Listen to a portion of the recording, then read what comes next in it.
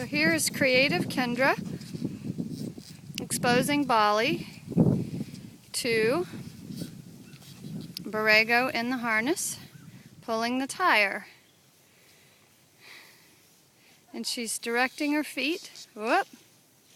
This is why you shouldn't try this at home unless you're well experienced and you have a really good horse who is tolerant of both other horses. We should explain that these two horses have been socialized together. They know each other.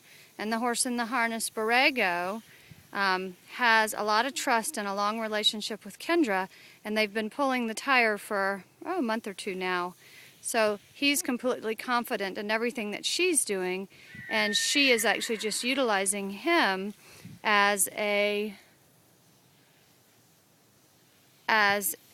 stimulus for the young horse Bali. She takes a minute here and gets herself all organized, gets her horse turned, and there with Bali's head down we see some of the natural curiosity coming up. She's a little more interested in getting all up in Borrego's business.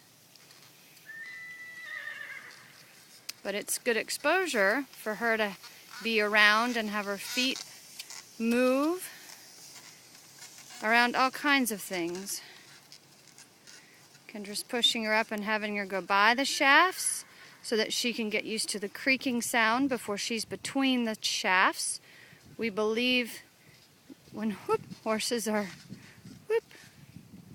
between the shafts, they can feel a lot more trapped and a lot more squirrely, and you can see some of that behavior already coming out in her.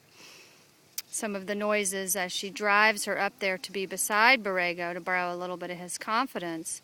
She has a harder time tolerating what's going on. Now, as she makes this turn here, I believe her goal would have been to have Bali stay next to Borrego and get trapped a little bit between the fence and the horse so that they could experience, she could experience a little tiny bit of trapping without actually being trapped between the shafts.